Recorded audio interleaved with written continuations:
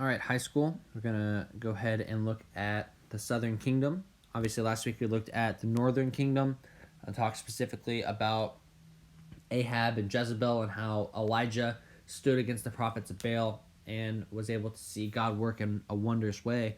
Tonight we're going to be looking at um, a king by the name of Hezekiah. Now, he was a king in the Southern Kingdom, and if you remember, that would be the tribe of Judah and the tribe of Benjamin. Together would make up the Southern Kingdom. And so, again, in the Northern Kingdom, there were no good kings. In the Southern Kingdom, I think there were 8 good kings. Hezekiah would have been one of them who was doing right for God, okay? So go ahead and open your Bibles to the book of Second Kings. We'll be in Second Kings, and we're actually going to be looking at the whole chapter of 18 and the first part of chapter 19. We won't read through all of that. You're more than welcome to pause the video at any time and do some of that reading to better understand the context. But that's on you. So we're going to be in 2 Kings chapter 18, discussing a king by the name of Hezekiah. He started off his kingship by destroying idols and serving God. However, we'll see that he didn't always trust in God, and when he faced with an imminent threat, he tried to handle things on his own. When things only got worse, he turned back to God. So let's look at the story of Hezekiah. First thing we need to understand before hitting our text is that it's not always easy to do the right thing. And I think you probably understand what I mean by that.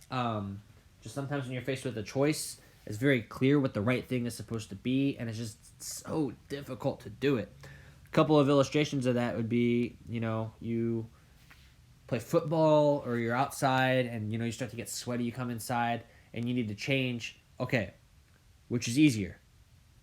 Throwing the clothes in the hamper or starting a load of laundry? Or you just get home, is it better to hang up your clothes or throw them on the floor, some people know, okay, yeah, it's probably better to stay organized and put my things away where they need to go. Or maybe you're the type of person who, when you walk in the house, you just kind of kick your shoes off and launch them across the room. For me, I have very specific spots for all my shoes, and I know where they go, and I put them exactly where they need to be. That way I don't have to look for a shoe the next time I leave the house. But this is a silly illustration. All I'm trying to get across is that sometimes doing the right thing, as simple as it is very difficult for us. And I think that's partially because we're flawed human beings, and a lot of times we're just looking for another way. Things like using duct tape instead of actually fixing the problem. Some of you have started driving. I think a couple of you may even have a car. When I was in college, I knew a lot of people with cars that were always breaking down, and they would lift the hoods up and they would do these crazy repairs, and they would work really hard to just make it okay enough that it would still run, rather than just taking it to the shop and actually getting it fixed. And so I've seen zip ties and duct tape and all sorts of stuff in cars that does not belong there. All I'm trying to say is that there's an easy way and there's a right way, and a lot of times we look for that easy way out. Unfortunately, this habit makes itself known in our spiritual lives as well. A lot of times when we're faced with trials, we look for the easy way to handle them rather than obeying God. Some examples that I've seen would be taking out a loan to pay bills, or misusing credit cards rather than just trusting God to provide for you or to help you be wise with your money. Your schedule is so busy that you skip out on ministry to take personal or family time. Not having the right priorities there. Not tithing so that you can pay for stuff. Again, a misuse of the money that God gives us. These are easy decisions that kind of help in the moment, but they're not the right decisions long term. Hezekiah was a king who found himself in a similar situation. He had decisions to make, and he had easy decisions he could make, or he had right decisions he could make. And as the king over the Southern Kingdom, there's a lot of people depending on him following God. There's a lot of people depending on him making right decisions. And he got off to a great start. In the first 8 verses, he was determined to follow God, and he remained faithful to what he knew was right. More than that, he had a heart to lead Israel to do the same. Hezekiah didn't let his position as king go to his head. He had a desire to please God, and he proved it. Sometimes people only want to do the right thing so long as it's convenient for them, right? Hezekiah, he followed God, he earned favor, he became king, For a lot of people, that would have been it. Like, okay, now I can go do whatever I want. I can spend all the country's money. Hezekiah didn't have that mindset. He said, you know what? I want to continue to do right. I want to help this nation to do right. And so he proved his faithfulness. As you know by now, Israel has had a pretty much constant struggle with idolatry. And in the first 6 verses, it talks about that. Many kings of Israel had chosen to place their faith in false gods rather than trusting the one true God. The nation had followed the example of their leader, and now it was common practice to have idols in your homes and make sacrifices to these false gods. But Hezekiah was not that way. He was determined to follow God faithfully and was going to lead the nation to do the same. So he took active measures to prove his faithfulness to God, and he attacked idolatry head on.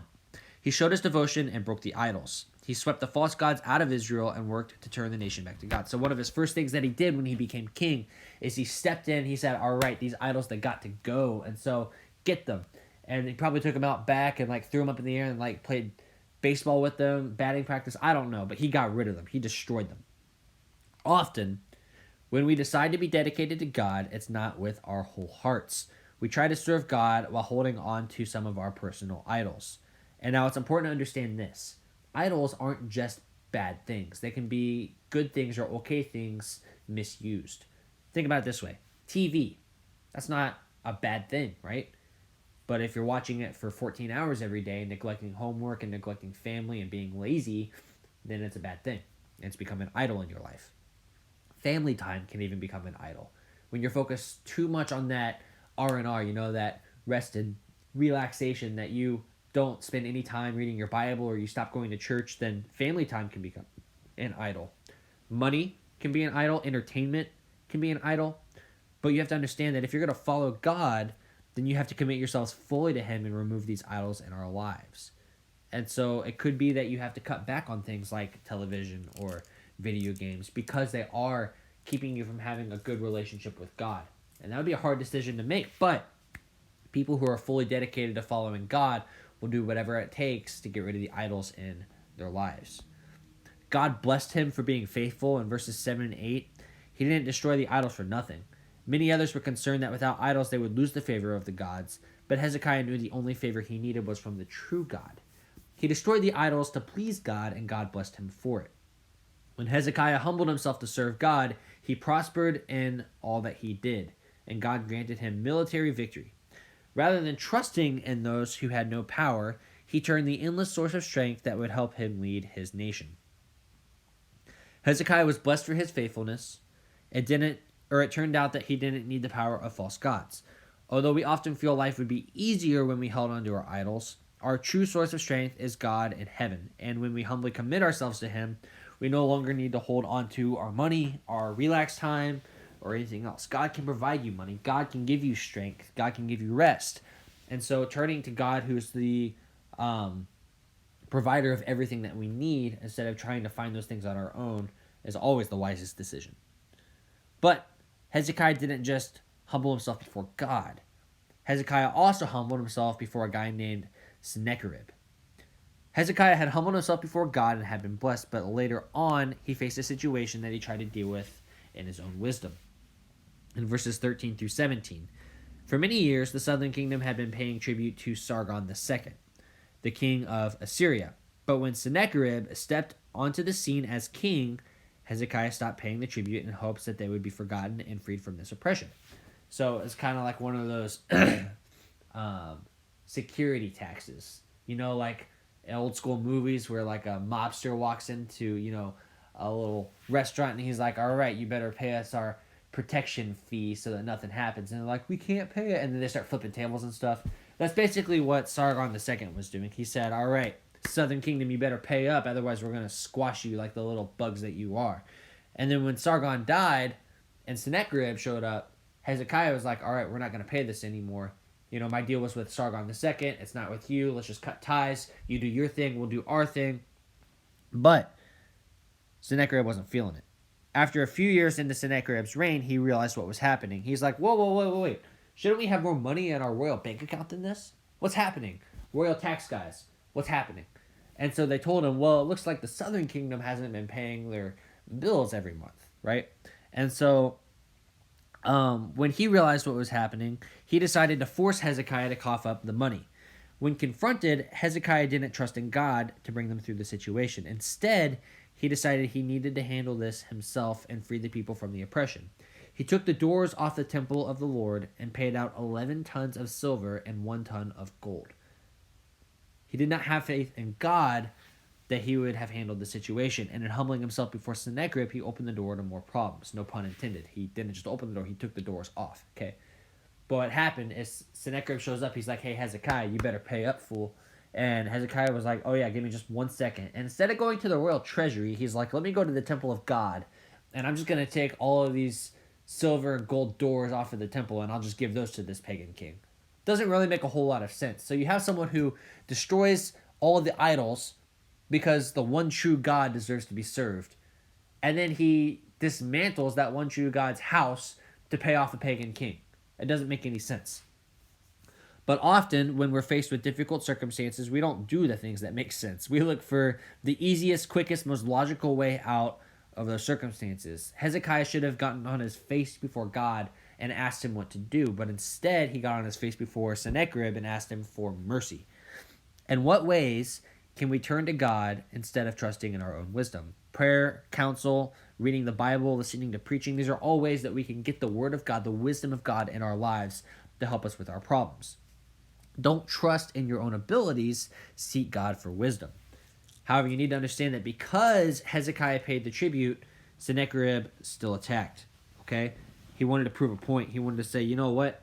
If Hezekiah thinks that he doesn't have to pay up, then all these other little losers and these other little countries around us, they're going to think that they don't have to pay up.